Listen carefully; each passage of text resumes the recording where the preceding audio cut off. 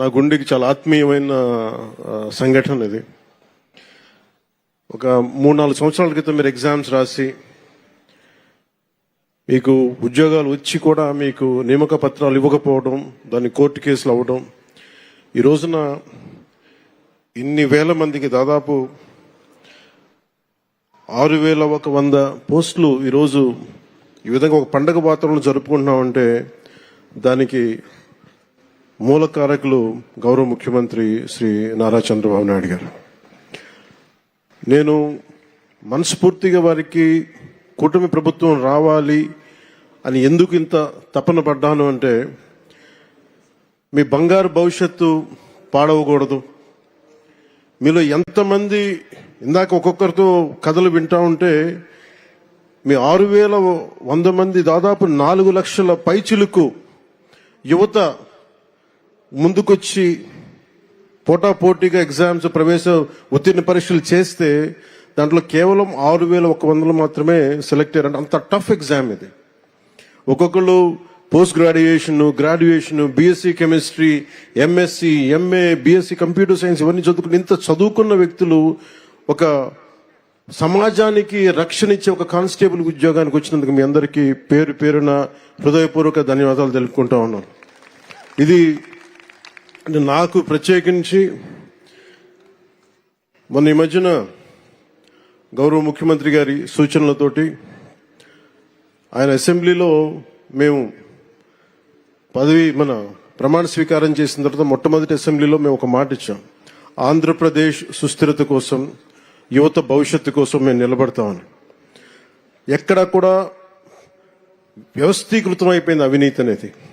అలాంటి వ్యవస్థీకృతమైపోయిన అవినీతిని మేము చిత్తశుద్ధిగా దాన్ని లేకుండా చేస్తాం, ఒక ప్రయత్నం చేస్తా ఉన్నాం.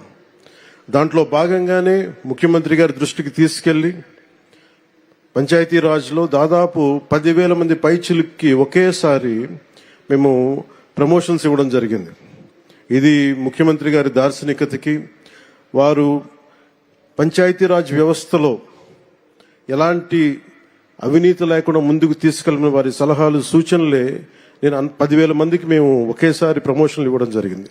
అదే కోవలో 6,000 మంది దాదాపు 4 నుంచి 5 సంవత్సరాలు అనుకుంటారు మీ అందరూ మీ ప్రవేశ పరీక్షలు రాసి నియామక పత్రాలు వచ్చిన తర్వాత ఇవ్వలేకపోయినందుకు ఒక 3 సంవత్సరాలు, 3.5 సంవత్సరాల విలువైన కాలం కోల్పోయారు అందరూ. ఆ కాలాన్ని ఎవరు తిరిగి తీసుకురాలేరు.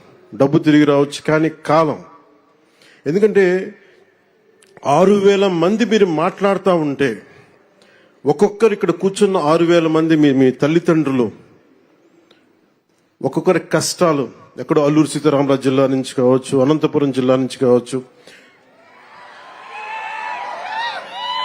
అలాగే మన ఉత్తరాంధ్ర శ్రీకాకుళం, విజయనగరం. ఇందాక నుంచి అదే అడుగుతున్నాను.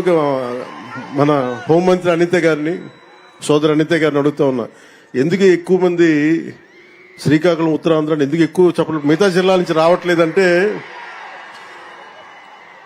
నాకు మిగతా జిల్లాలు మా గౌరవ ముఖ్యమంత్రి గారు కూడా చెప్తున్నారు, మిలిటరీకి, సర్వీసెస్ కి ఎక్కువ మన ఉత్తరాంధ్ర జిల్లా నుంచి వస్తాయని చెప్పి.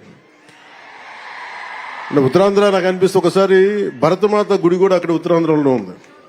అంటే మీరు సమాజం కోసం ప్రకాశం, కాకినాడ, ఒక జిల్లా, అన్ని జిల్లాలు మనే, ఒక జిల్లా ఎక్కువ ఒక జిల్లా తక్కువ కాదు కానీ